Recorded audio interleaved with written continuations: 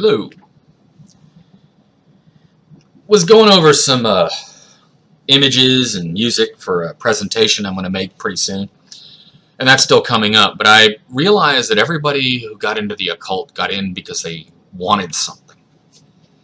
Say they wanted to pass a test, or they wanted to get out of a situation or something. They needed something, and it was provided that conventional religion either wouldn't let them have or was unable to provide for them. And somehow they realized that they could make this thing happen for themselves. So I realized that this is actually much easier than a lot of even occult systems really let on. And they make you jump through a lot of hoops before you get to this point. And I thought I would provide this for whoever's watching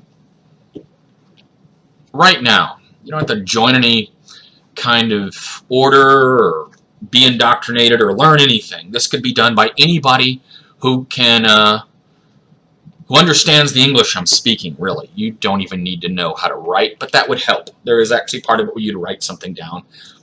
Doesn't have to be that complex either. You will need a few things for this, but they're not things that are hard to find. A blank piece of paper.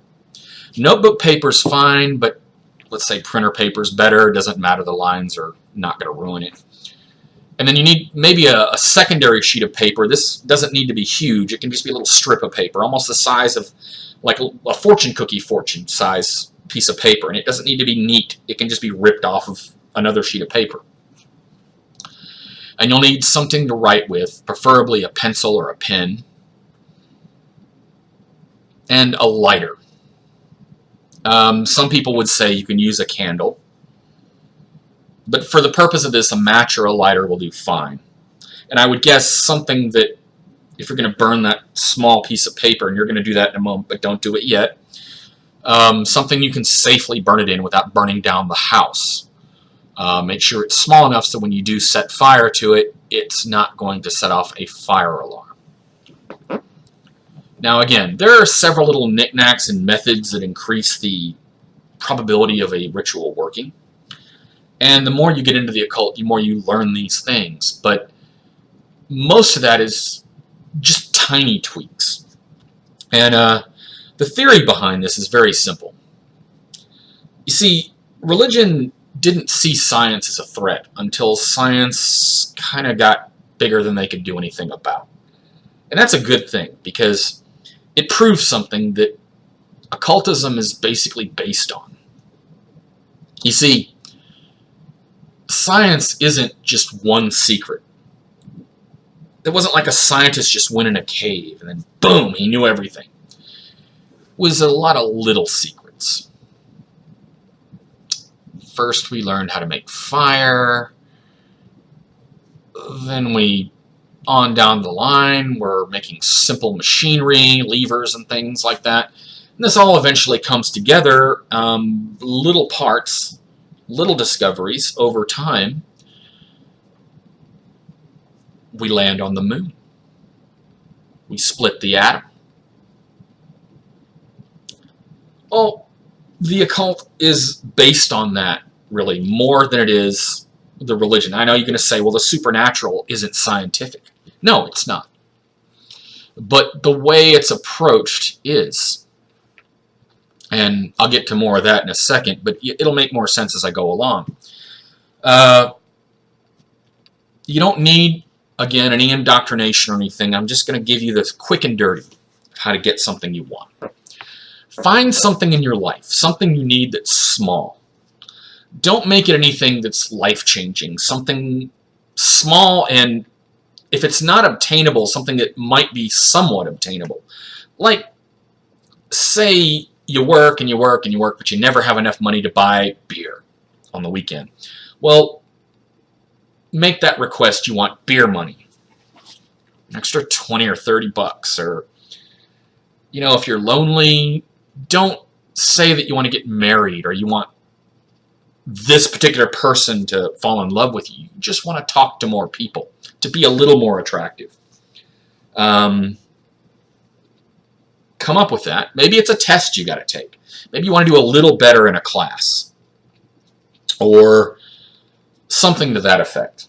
Something that is finite, yet slightly out of your reach. Again, it's very important this thing be finite. And then select a spiritual entity. Now, there are some theories where they use ones that don't actually exist, like fictional characters. I'm not going to get into that. For now, pick an occult entity or a spiritual entity from religion or folklore that exists or is at least believed to exist by someone. Could be an angel, like the Archangel Michael or something. It doesn't have to be the appropriate one for your task either. There's a lot of selection that goes on with occult systems, and for now, we're not even going to go there. Say you used to read Thor comics when you were a kid. Well, use Thor. People believed in Thor at one time. And, you know, he's got a symbol, a hammer. Or, you know, Isis or something that you know. It doesn't have to be a pagan deity either. You could technically use something from Abrahamic belief. You could even use God or Jesus. It just would kind of make it a religious ritual, and I don't want to do that to you. So it can be an angel or anything, a saint. Doesn't really matter.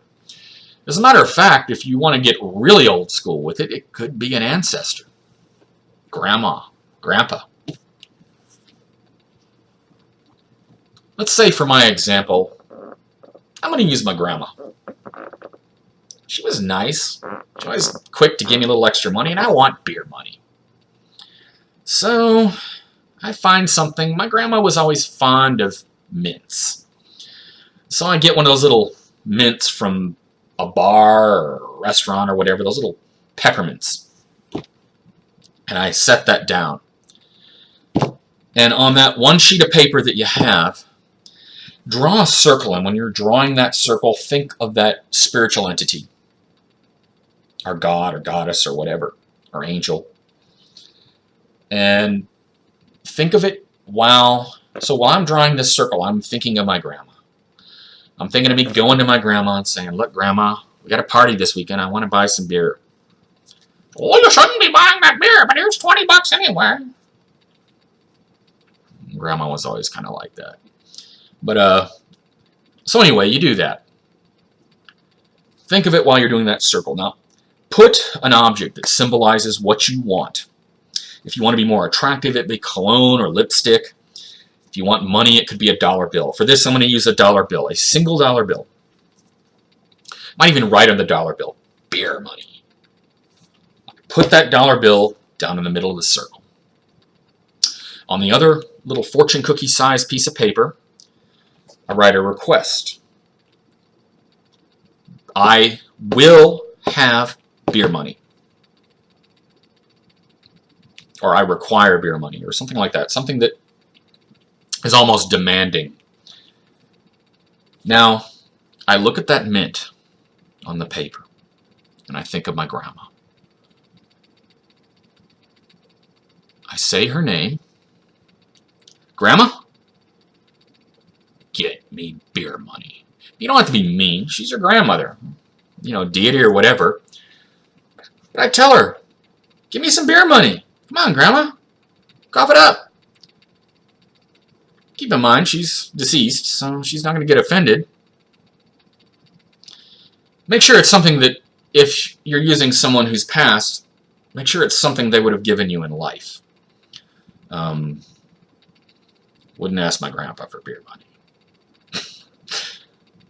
But anyway, I look at the mint, think of Grandma. Or if you're doing Thor, you draw a little picture of a hammer in the circle. Think of Thor, sitting there with his hammer, saying, Thor, I really want to be attractive to the ladies. And you have your little whatever cologne that guys are using these days. You put that in there. You even, you know, run it over a little picture or something. It doesn't matter.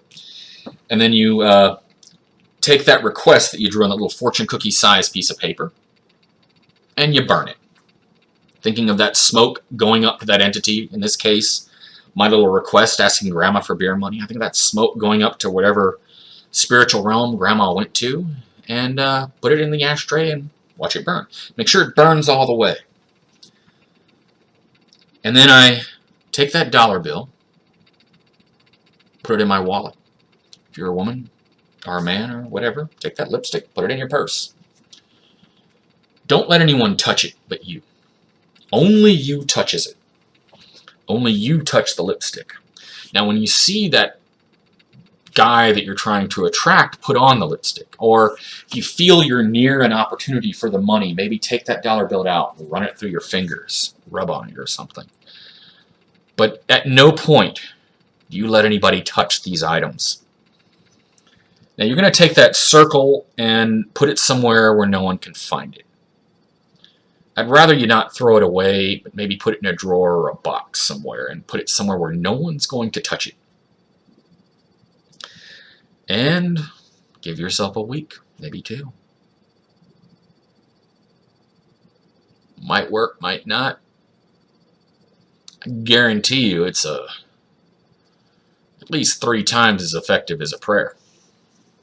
And the theory I'm going on is, see, conventional religion is based on the theory that they have stopgaps to keep you from power, and all these supplications and so forth. Keep telling yourself that you're not powerful, you're not God. And I'm not telling you to get on the beach and start declaring yourself a deity like Shirley MacLaine did back in the 70s. I'm just saying, understand that you have worth. You have power. You can make this happen.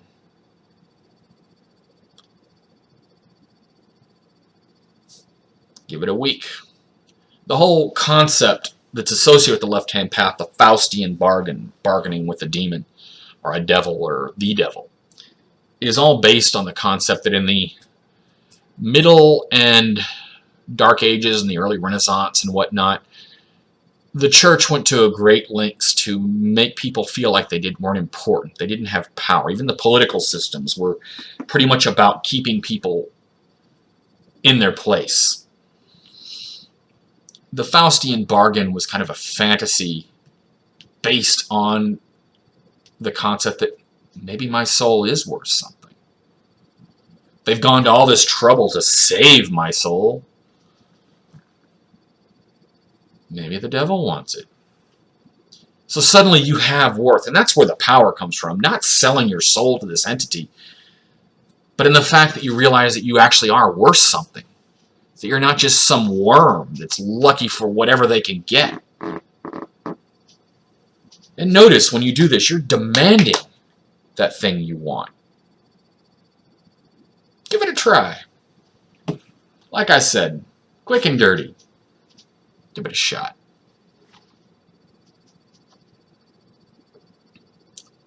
Two weeks. This isn't like a Pascal's wager, where you have to spend your whole life dedicated to a deity on the off chance that he might exist. I'm not even telling you gotta believe in this thing that you're asking for. I don't have to believe that my grandma is actually waiting in some netherworld to hand me a wad of cash. I just have to think about her. She just has to be an image in my mind. It's this thing we call suspended disbelief. Kind of like when you watch a movie. You're worried about the well-being of these people in the movie. Let's say it's an action film. They're not really in danger. The gunfire that you hear that's going at them is blanks. They're actors. There's a set behind that, but part of you knows that, but part of you is actually as if you were being shot at, and you're worried about them getting hit by a bullet. Even though there's no actual bullets, it's just simulated. Like in a video game. You know, it's just images on a screen. You're just engaged, and that's all you have to do is get engaged in it. You don't have to believe in it, you just have to be engaged in it for a few moments. Give it a week or two. See what happens. If this works, I can come back and explain weird little exercises and whatnot, things you can do to improve your ability to do this. And little by little, we can do the occult equivalent of landing on the moon. See what happens. Rate and subscribe if you like. Tell your friends if not, if it works. And if it doesn't, feel free to tell me about that too, or tell your friends, whatever. I'm pretty confident that it will, though. And also, if it doesn't work, don't tell yourself that you didn't do it right or you didn't have enough faith. It just didn't work. I hate that when conventional religion tells you you didn't believe enough, or maybe you weren't pure enough. No, that's complete, utter horseshit. You know, these forces are not infinite. And anyone who believes they are is living in a dream. Infinity doesn't plug into any equation without destroying it. So if there was any infinite power that is accessible to anybody at any time, then there would be nothing but that here. This thing, whatever it was, this person would be reigning supreme.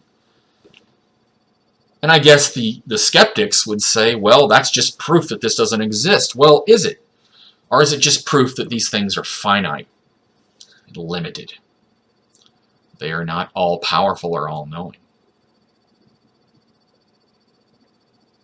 And this little experiment doesn't require that you believe, become indoctrinated, or even know how to meditate or concentrate on any heavy level. Just give it a try, see if it works.